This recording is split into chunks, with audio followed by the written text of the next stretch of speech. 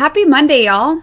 I originally thought that I was going to be on this later today, but I actually got a window of time, so I'm excited that I get to record sooner than I thought and kind of in the same time frame because I'm only off by 3 minutes this morning, so it's a little thing sometimes.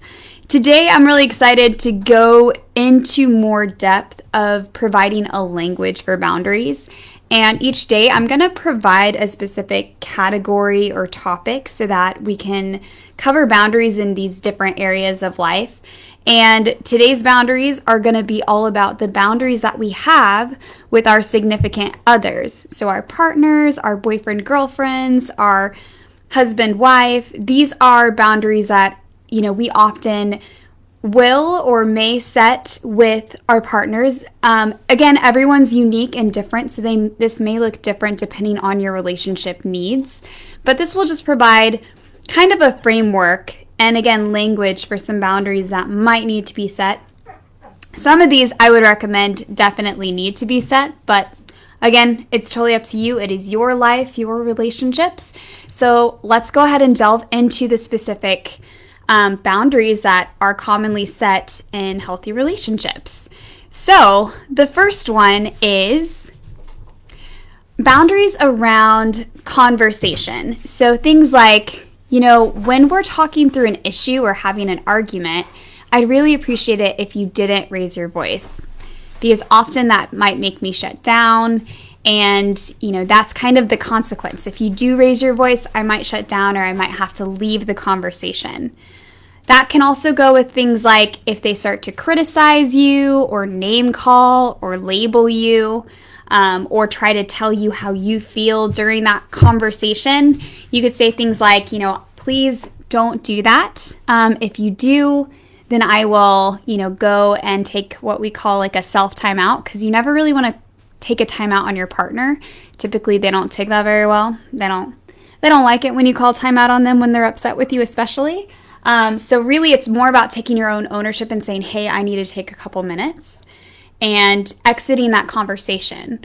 Or it's things like, one of the boundaries I've set too, because in this day and age, this is so easy for any of us to do, and I am so guilty of this myself, that if my partner is on his phone while I'm trying to have a conversation with him, I'll simply disengage from the conversation and not have it.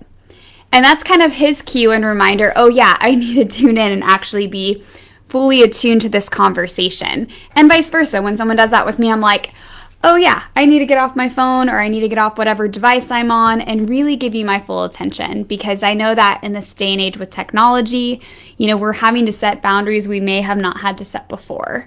Although I'm sure that was kind of the same for like books or newspapers or that sort of thing. But really just kind of saying, hey, I'm not going to engage in that conversation if you're not gonna like actually be fully present.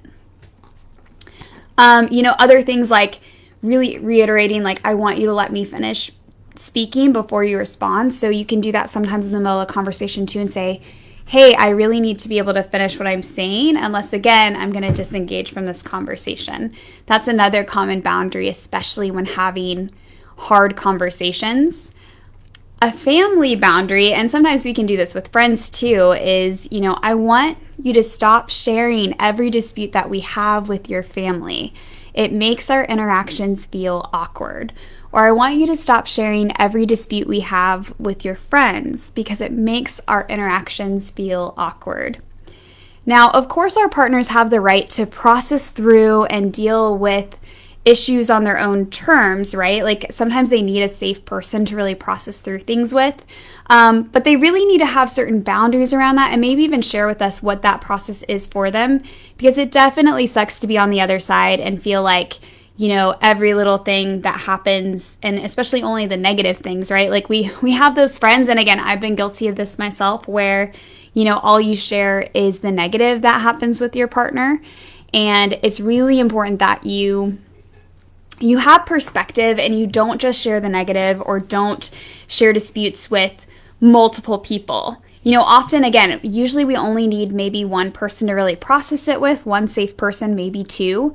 But if somebody finds themselves sharing disputes and getting other people involved and talking about it with their whole family and getting friends involved and that's something different. And that's not healthy. And so it's really important that we set boundaries with people that are like, hey, if you have a dispute with me, I really need you to address that with me and not bring all these other people into it, because that doesn't feel safe. Like, it doesn't feel safe having a dispute with you, because now it becomes like a thing between me and you and then this person and everyone else. And it's just not a healthy dynamic. The other thing too is sometimes it is important to actually schedule in certain parts of your relationship, because in this day and age, we can all be super busy. And especially things like talking about hard topics like finances. So one boundary might be, I'm scheduling regular meetings for us to discuss our finances. And maybe that's like once a month or, whatever frequency is important for y'all to keep on top of it. But making sure that you do schedule those meetings for the conversations that sometimes we tend to avoid, like talking about finances or even checking in on the emotional health of our relationship, giving both positive feedback and kind of giving feedback on what can we do better, right? So having scheduled meetings to check in about those things so we can make sure that as a couple, we're not avoiding the hard stuff. It's also important that we let our partner know when we need time for ourselves. Everybody is different in this. Some people, they thrive on being around other people, and other people, they really need time alone, but it's really important that they communicate that with their partner. So sometimes it's saying, hey, I need this night to myself, or I need a few minutes to myself. Or is there a way this weekend I can plan, you can plan to go do something with friends or, be at the office and I can go do something by myself so I can refuel. That's also an important boundary that you may set with your partner. Going along with that too, it's really important that with your partner, you ask them to be clear about what they need or want from you. In relationships, none of us are mind readers, as much as some of us, might have that gift of having a good intuition. It's not healthy for us to constantly be on edge and trying to figure out what our partner wants or needs from us. So it's really important that we set a boundary like, hey, I need you to be clear with me about what you need. Otherwise, I may misinterpret it and not know what you want, right? And sometimes I've done this too, in a sense that's like, hey, if you want me to pay for this, or if you want me to do this thing, I need you to tell me directly, because if you don't, I won't really, I'm not gonna read between the lines. I'm not gonna guess that that's what you want. And so it's simply sometimes saying things like that as you're getting used to maybe being a bit more clear with your partner. It can be really tricky if you came from maybe a passive-aggressive family system where people didn't talk about things clearly, or even at first it can feel kind of rude to talk about things clearly, but it is really important that we do, because again, our partners cannot read our minds, and I know that I am not a mind reader as well. They did not teach that in MFT grad school, so they took that. If they had that course, I don't even know if I would take it. But yeah, no, I joke with people we don't have that course in grad school. It is so important that we actually do communicate our needs.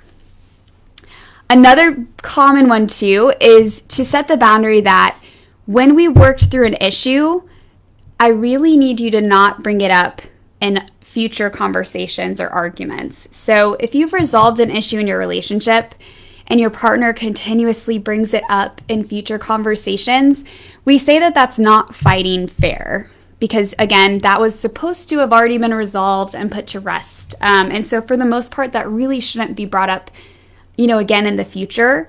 And so it's really important that for ourselves and for our partners, we set that boundary that if something's already been resolved, we don't bring it up in future conversations.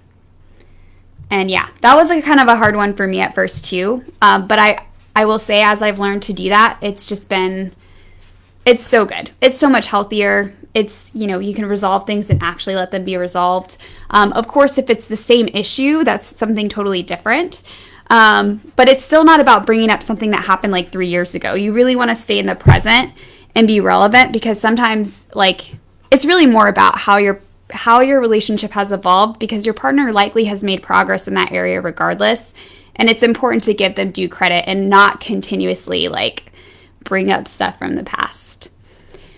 And then lastly, sometimes we have different like affection needs or needs for words of affirmation or different love languages.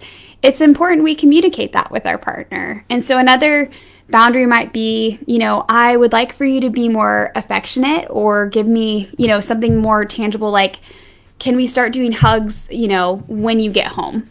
Or can we start doing hugs when you leave home? Usually that's an easy one, or an easy need that your partner can meet.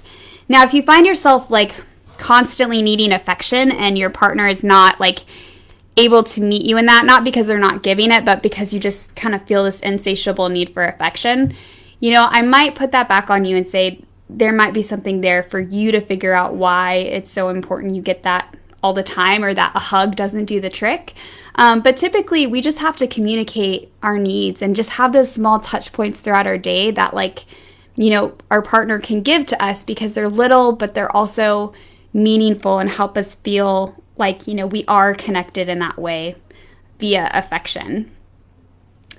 I would be curious what other boundaries you guys have set in your relationships, or if you have any that you feel would be important for me to talk about in the future. I hope that gives you some language around boundaries. I hope that gives you some concrete, clear examples of of boundaries we often set in our relationships. But yeah, I think it's so important we do that, because when we do, we're not fueling this fire of resentment towards our partner, and we're just being clear about the things that we need and want in a relationship.